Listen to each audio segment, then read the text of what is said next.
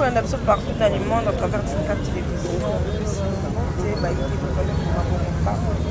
Depuis ça rabine zaka musana bisope devoir ya kovanda kwanza vraiment sango ya mboka na biso mingi politique onde tolobelaka mingi toza na parti présentielle na parti de esika vraiment toye kolobela makambo eti koleka na mboka na biso bomoni semaine ope ezalaki semaine moko ya baménance ezalaki vraiment semaine moko ya basi tomonaki arrestation ya mwana mboka wana toye komona lisusu lolenge mwana ya suisse na koma kuna na este lolenge azokaki toye komona lisusu ndeko na biso Claudia oyo aza mwana ya docteur moko ya mboka oyo toye komona lisusu lolenge epanzanaki tomoni justice oyo lelo oyo pepe kongoli babi justice mpona Olivier Mpunga oyo azali fils ya mama na ye bongo tolobela susu conférence gouvernement où nous avons campagne la ministre avec un derrière au pédale et tout ce que chef de l'État tout à l'heure là tout à tout madouane na parquet général près de la cour de cassation va que des bons se présenter dans la montée dans la présidence Cisco il y a parlement de il faut pas tout partager la actualité tout commence à la péter na casse ya pour le on a tout discours il y a chef de l'État dans l'état de la nation et il y a des 13 décembre. Bonjour, Bonjour, madame. Bonne santé, bonne santé. Bonne année, là, déjà, joyeux Noël. Oui, en tout cas, déjà, tout le monde a moins fête, mais c'est comme si fête c'était la monde.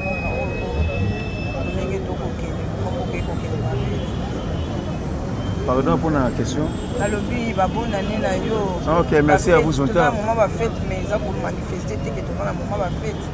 Tout le monde a ça pour la bien. En tout cas, pour la fête, c'est tout. Tout le monde a la pierre, bien sûr. Nous sommes à la base de programme gouvernemental. Vision à chef de l'État, non appliquement à la lettre. C'est le Premier ministre. Il est compétent. Parce que mon Konzambo a fait une ligne de conduite na Premier ministre. Azui Yango a accueilli représentant de l'Assemblée nationale. Programme gouvernemental. Mais l'applicabilité de Yango. Ça m'a ne fait absolument rien sur l'applicabilité. Il y a vision à chef de l'État. Et compétence notoire. Il y a une Kumbibiso. Mais il y a pas de commun. Parce que mon Konzambo là, c'est mon climat fort. A mis une énergie sur à Souka. On a été à restaurer bien net le peuple congolais. Mais jusqu'à preuve le contraire, même les premiers ministres, pour appeler ça confiance, ils ne font absolument rien. Même quelques ministres et le gouvernement Union Sacrée, ils font absolument rien. Tout le monde a un discours, il y a chef de l'État, qui a cinématique qui beaucoup plus la nation. Pour la côté les samedis, il y a le gouvernement, le Mengue, le Tamboula, le gouvernement, il a besoin de changer dans les maniements et tout ça. Mais pourquoi le chef de l'État a pour se plaider, a pour toujours dans le discours devant la nation? Mais il ne faut pas oublier que nous sommes dans un régime semi-présidentiel. Félix Sekeza dictateur. Félix Sekeza a respecté le texte. Nous sommes dans un régime semi-présidentiel, nous sommes dans un régime de la séparation du pouvoir. Alors ça, il se passe du pouvoir à côté d'un secteur du Premier ministre, à côté d'un secteur de la justice, on a la loi. Mais quand on a parce que à ça, il faut expliquer à quelle vision, à quel programme, nous sommes censés appliquer vision à chef de l'État et le Premier ministre. Et l'ongo n'a pas membre du gouvernement. Mais jusqu'à preuve du contraire, et ça n'a pas ministre Moussou, parce que nous avons Baebi Moussala te. Et puis le Premier ministre Azali wana olé a sanctionné bango aza kosala eloko moko te. Yango mli makonza mboka aye ko expliquer peuple na ye. Même au niveau de justice. Autre bengi socle état de droit. Azali justice. Ce qui justice équitable état de droit et kozala bafoué. Lelo oyo na ebisiyo ce qui makonza mboka se plaider te. Aye kolakisa eza discours devant la nation aye kolakisa peuple congolais tala vision ngeza la kiboy na pesi batu oyo vision ba accompagner nga état de gouvernement mais bazo kosala yango te, y compris les conseillers chef de l'État. Baza kosunga mokonzi ya mboka te, surtout ba conseiller fashion ou ba otina ba poto. Bae awa lokola club d'amis. Ba vani na présidence, ba plaque présidentielle, au moins la plaque présidentielle na Nyangwe, na Kapela. Tant il y a conseiller chef de l'État ou conseiller mokonzi ya mboka, o memele à part pour la faire avancer mboka. Baza kosala le logo moko te. Automatiquement pas démissionner parce qu'on a poto. Parce que bayebi Congo bien te. Biso to bundela ki mboka pendant 18 ans. Pendant 54 ans, 32 ans à Mobutu, 4 ans à Moussa Kabila, oh le reste Rwandais, 18 ans à Kabila. Ba kufia. Mais ba conseil ba na poto ba yebi Congo te. Ba conseiller fashion ba tondi na présidence. Ba kufeli ba vie comme na masanga na banyango na ba kapela. Baza ko zwa mbongo ya train de vie de l'institution na sa présidence kuna, ba osala musala moko te. Ba osala mokonzi ya mboka te. Automatiquement faut pas démissionner. Batika batu baza na souci ya mboka, o ba bundela ki mboka oyo 3 décennies. Toyebi Congo parce que nous les présidents parlement debout tozali prêt à peuple. Toyebi souci ya peuple. Toyebi bosenga ya peuple. Batika biso za premier mokonzi ya mboka. To pesa mokonzi ya mboka ba conseil oyo peuple azo kosenga. Parce que bango ba aussi ba poto, ba yebi pas si ya peuple congolais te. Bazali pe prêt à peuple te. Avant kutana il faut ba audience kilikili. Mais ba biso zali pemeni ya peuple. Avant la coupe na peuple singo audience te mbala moko na ba souci ya peuple na ko memela mokonzi ya mboka na temps réel souci ya peuple sans flatterie ba tout on sur mokonzi ya mboka te tala ministre Cheribe Okene ministre des transports atiki na ye cabinet alandi Katumbi na Kisangani akeli ko préparer arriver accueil ya Katumbi autorité morale na ye OK mokonzi mboka ba na union sacrée il n'y a pas de place pour satisfaire les caprices d'autorité morale. Tu es qui autorité morale, Kabila. Mais le Katumbi est autorité morale. Autorité morale, il y a un Kabila. Oh, Félix, comme c'est moi la popi. Mais le Katumbi, Kabila, il y a un exil en Europe. Quand Félix est Chilombo, quand il a eu pouvoir, il y a un locotaire en exil, après ses passeports, à Zongse na Congo. Le Katumbi a mis l'autorité morale, à Cheribe Okene. L'autorité morale, il y a parti. Mais ensemble pour le changement. Mais un ministre d'État, homme d'État, aux alliés ministres, aux alliés membres de la partie, mais dans le conseil de Bini, un homme d'État, un ministre, jamais à Kotika, mon salaire qui ministère, a qui ne servir parti politique ou autorité morale. Un ministre de transport, on a secteur, bavir les alliés belés, tel est le transport. Pour le mois, IEC, au comme on a 1500. Hausse de prix, chauffeur, receveur, prix le ministre des Transports national, le ministre des Transports provincial, ils font absolument rien. La casse à cabinet, le dossier à côté des alliés belés. Au lieu de traiter le dossier, à qui vous pouvez arriver à Katumbi. Au même ministre de Silence Radio. Au lieu de sanctionner, à sanction sévère, à démissionner. Atika bato basa boso sa musala o bazana souci ya peuple basa na musala ile kwa zana souci ya Katumbi akene bosa musala ya Katumbi parce que un homme d'état a cause de la service individualité faut dans la service ya peuple congolais.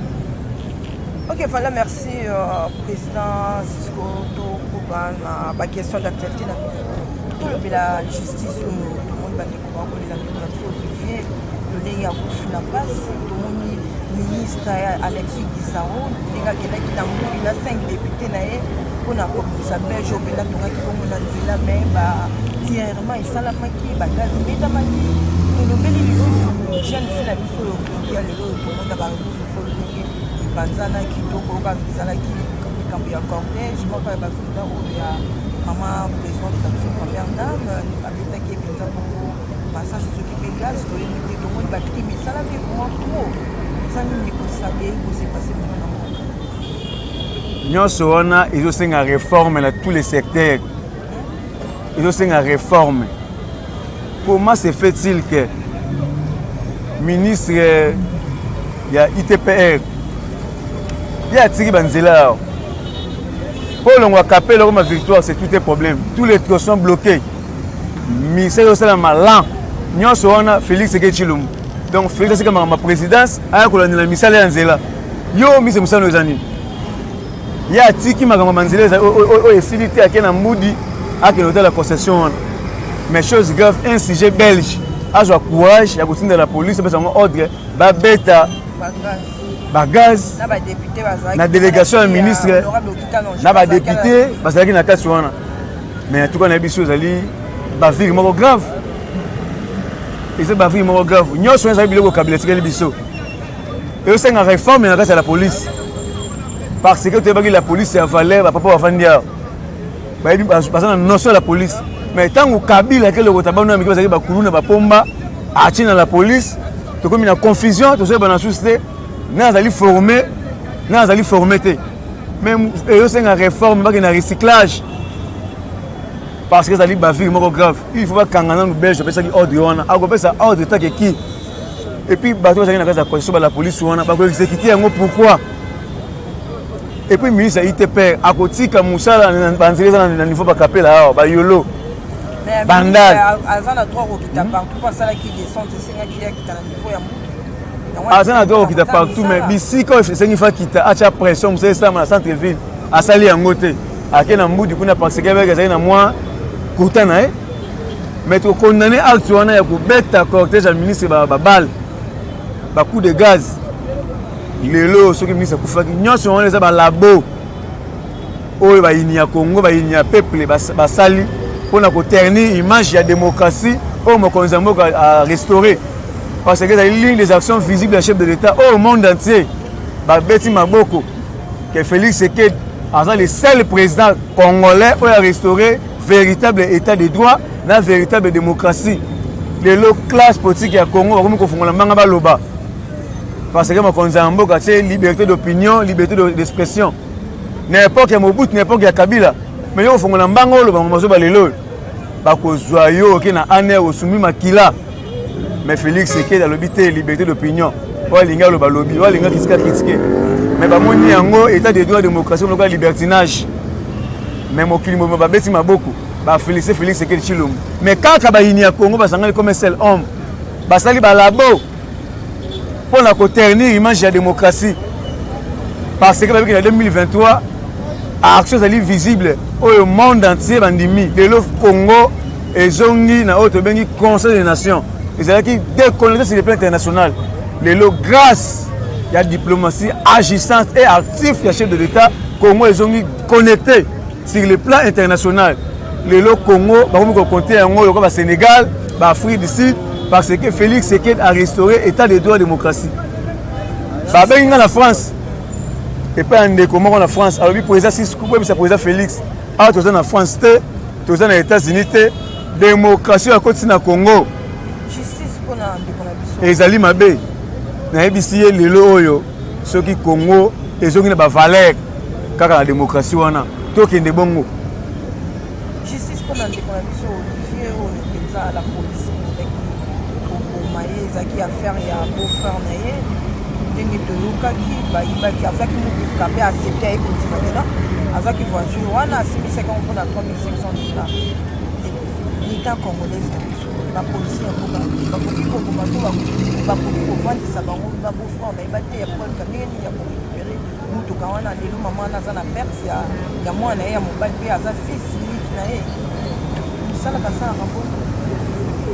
garçon Olivier Punga azali fils unique babote payé moko mais tel niveau il y a immaturité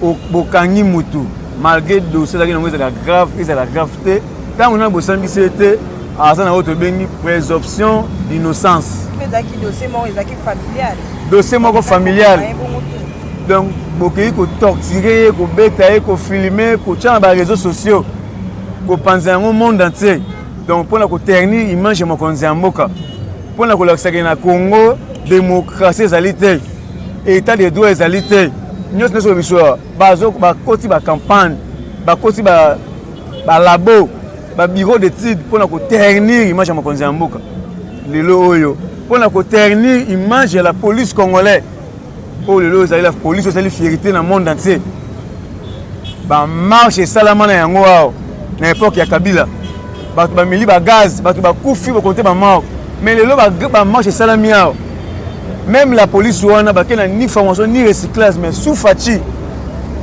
basali ba marche basali ba ville banzela parce que aujourd'hui ni 0 coup de balle 0 coup de gaz 0 mort au lieu de rendre hommage à la police ou à féliciter la police féliciter mokonzi ya mboka bakiko Félix Tshisekedi azali dictateur mais eza vraiment grave ba fleur wana oyo mokili mobimba ba bwakeli Félix Tshisekedi Tshilombo na la police congolais nde omoni ba bureau d'études bakoti bazoluka moyen ya koternir image ya mokonzi ya mboka na koternir image ya la police parce que commandant suprême ya armée na la police comme on est Félix Tshisekedi Tshilombo nde ba financer ba quelques policiers ou jana oyo Kabila recruté récemment awa moyena billet vert baki ni kosala ba vie au moins ki liwa ya étudiant oyo akufaki na yindikini mpona kashine to mona ki liwa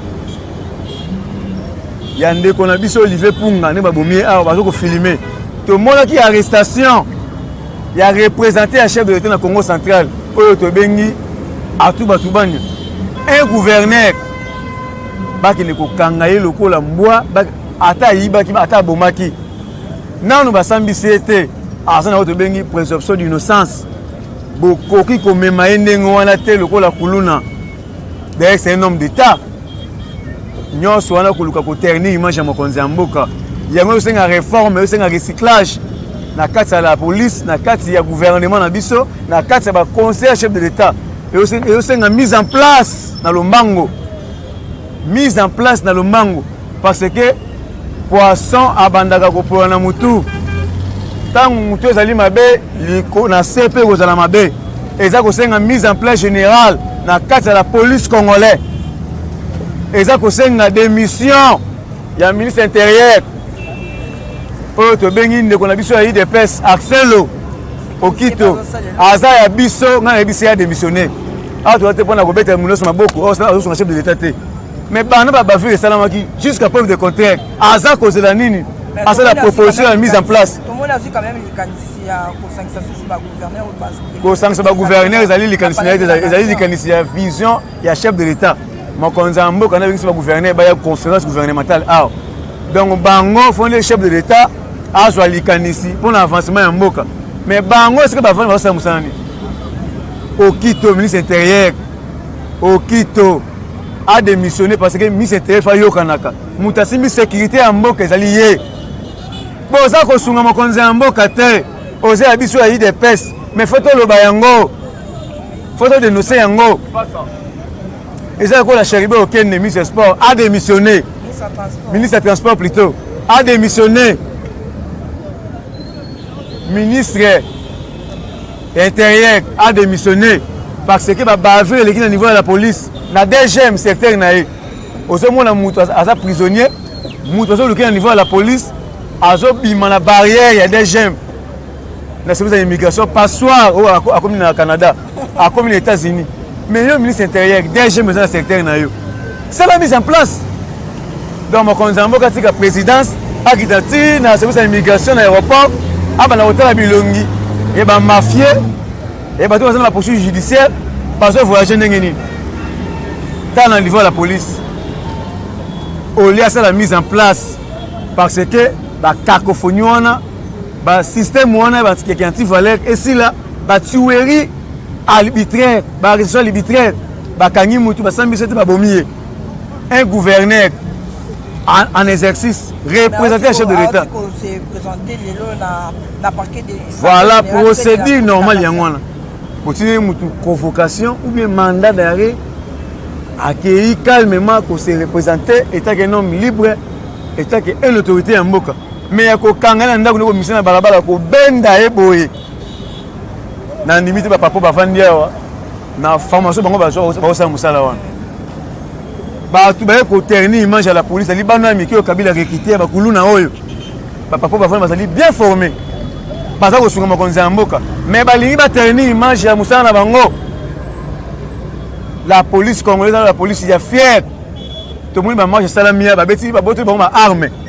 Parce que bango bangondo mais ça est vraiment grave parce que monsieur Kabila là monsieur Katum là monsieur Fayoul ba chembongo anje ba kena ko rekité ba kuluna ba fazer ba bandi marche les cas que ba rapport à danger parce que ba nanda so ki ba bomaki bango Tant que la police arme la gaz au commissaire civil, tenez ali et bundel na été. Ngondo ça bundel na été. Ba tout on a pas une intention ba pour ma policier, ba que ne ko tumba. Ba du peuple, ba que ne ko tumba seni. Si ko so ba tumba ki yango. To connaît la police. Ba ko ça la justice défense ndengeni. Ba ko battre la peuple, na bien bango ndengeni. Ce qui va bibundelité et c'est règlement grave.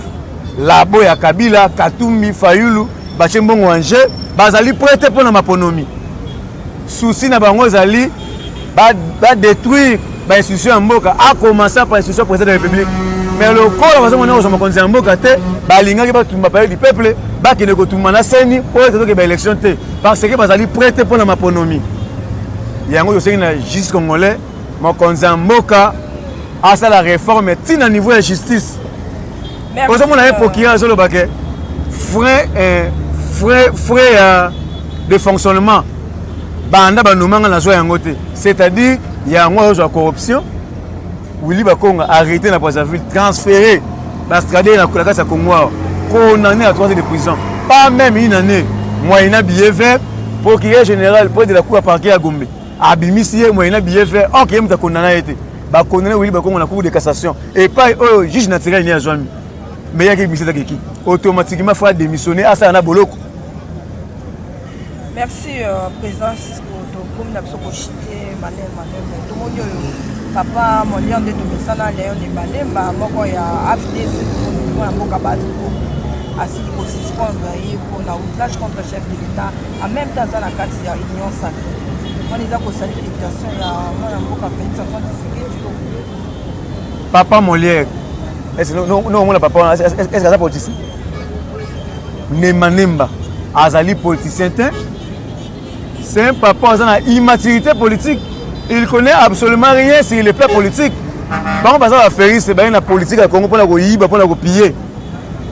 Il y a une famille mobile, famille moko. 4 personnes d'une assemblée nationale, d'une assemblée provinciale. Rien de vu les décisions qui n'ont pas. Si le peuple connaît la campagne, le auto comme bon ya peuple, auto comme bon ya mboka, na famille moko 4. Est-ce que mbongo c'est monde basongi babola? Pas que le soit babola. Le lot Molière. Est-ce que ça modèle na mboka fonga na mbangalo pour la chef de l'État? Molière c'est un anti-valeur. De moni président Baat a longo na AFD c'est parce que à comprendre que mutuko la Molière papa le Manemba a une maturité politique. C'est un inconscient politique. Il connaît absolument rien sur le plan politique. C'est un anti-valeur. Dans ce dossier a ébélé. Ce qui continue à se mboka na kozonga awa pour étaler ce qu'on noir sur blanc ba bavir ça na mboka oyo. Moi li loba pona ndeko na biso yazaki na FCC de Manara o azoke de proposer bon na comme deuxième vice-président ya Seni wa koza penda ko travailler bon na Denis Kadima. Moni FCC comme ko panza ndako mo Manara. Na bisaki yo papa tient lobaka yango Kabila gotika la yemo kona mwasi na bana na ye. Mais biso to bakisi na mandefu. FCC kufa kala. PPRD kufa kala. To lobaki yango ba parti politique opposition ba koya kotika ba membre na bango na Seni. Les trains est en marche. Ce que lingo au calé yango to ko écraser yo. Peuple congolais c'est la maponomie. L'idée Manara coup de chapeau. On l'a aussi vraiment maturité politique na yango.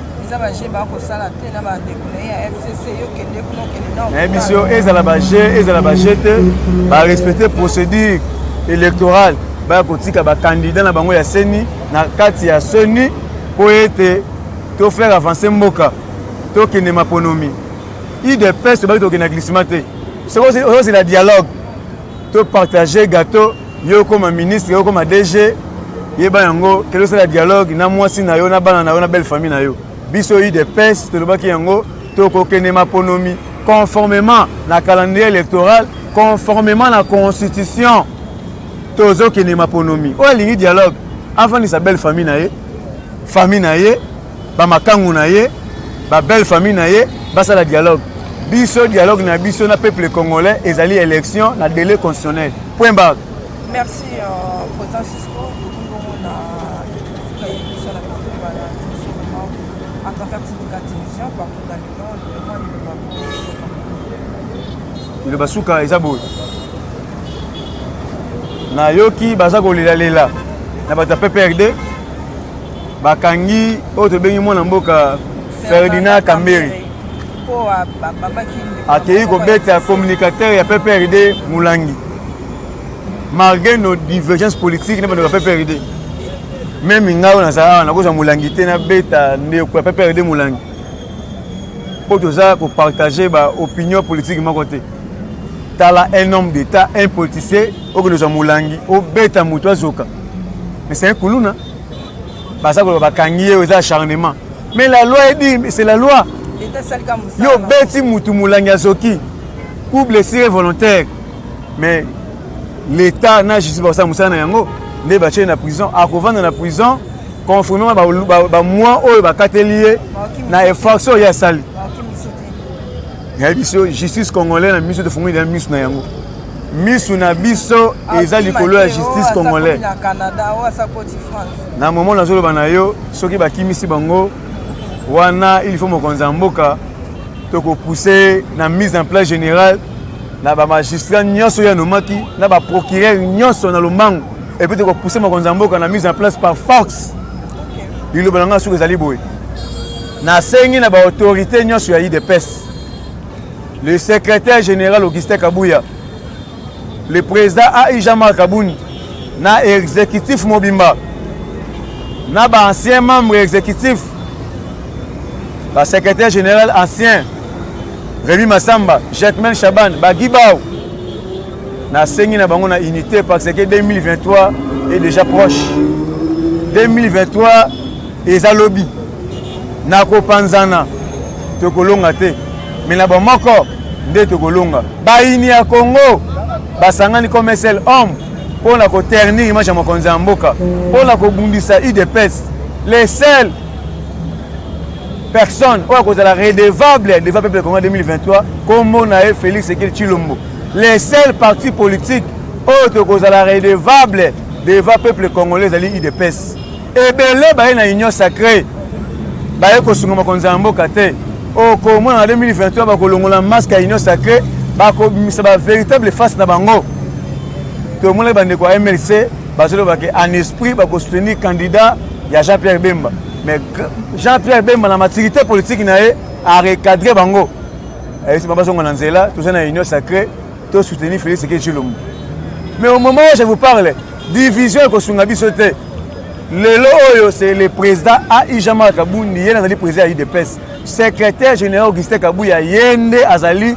CG ya IDPS soki aux époque ya manga tolia manga biso nyonso ba cadre ya parti to longa divergence to sangana comme un seul homme to chama ele na biso pona ko conserver pouvoir oyo le plus longtemps possible na otiko lo bango na ko panzana to kolonga te na ba moko to kolonga soko zui kombo dans ensemble nango so buka yango okobuka te mais soki okomi ko bimisa ba page ba mbanzi okobuka yango na facilité nyonso c'est pour vous dire que na bon moko ne to kolonga na ko panza na to kolonga te et sika oyo Jean-Marc Kabouni Augustin Kabouya za na faiblesse biso tozo faiblesse comme sango fort et sika biso za na ba faiblesse Jean-Marc Kabouni Augustin Kabouya a comme sango fort biso pe to ko senga pe na bino ba parlementaire de pour tika ko Nazona na interpellé bakonzi ya parti nazo pe na biso ba président parlement de pe na base biso nyonso tozali censé na kozala na bomoko na biso ba président parlement de ba communicateur ya IDPS oyo ezali moment ya divergence te soki moninga azui c'est pe là le panier circule encore oyo ezali nzoko tokangi ozana makasi na yo kasi parti na yo tant moninga kasi parti na yo pe c'est là ba benga tour na yo eza ko na fête te table haute mboki nolia table B boki nolia ba ko benga te tous les tables boleka non to kanga mopepe to zali bana libota moko bana parti politique moko bana ya famille moko to ba congolais bana ya Tchèque Sekido Mulumba auto défendre cause moko bien le peuple congolais état de droit démocratie to simana comme un seul homme to soutenir chef de l'état Félix Sekeli Tshilombo to soutenir armée na biso au niveau ya est au basali mutualisation na armée ougandais depuis basali mutualisation wana to moi le long la casse ya est kimia ekoti to soutenir la police congolaise ezalaki ville morte na Goma parce que bakoze na kosécuriser bafrontière. Présence ya la police ya rwandais na kati ya sol congolais ezali te. Roi ya la police ezali kobatela peuple na babie na yango. Sikoyo la police rwandais bakokota awa na rôle ni eza lokuta nasengi na peuple congolais, nasengi na peuple ya Goma ya este bozala na maturité politique, bozala calme. Présence de la police rwandaise na Congo ezali te. Merci vraiment, merci. Pour na kochite, o azana posa na ngai, pour na ko partager ba vie, ba actualité politique, plus 243 89 68 53 286, plus 243 89 68 53 286. C'est votre humble président Cisco, Parlement de l'Ouest qui appelle la zone rouge. Je dis et je vous remercie. Ok, voilà, tu comme bongo na suka ya émission na biso na bandi ko la biso de partout ailleurs à travers Tinka télévision to suka sarabo tout ça pour que ça vraiment ba mbote mingi ba bonne fête na ba bon ça nous appelle ça comment confiance ya pour ça musala kitoko na pas que lui l'homme au pouvoir na fin qui sont depuis London. Pourquoi pas aussi à toi Richard Longa qui est l'école officielle de Paris. Chailou Tété, à mon père, cher papa, papa Vincent Voka, vraiment, à Botinga, bonne fête, joyeux Noël, la famille Voka. Biu, c'est ma caméra, Biu, Mike, Zola, Dieu m'a régi, son abinon, Tokutani, ce qui nous en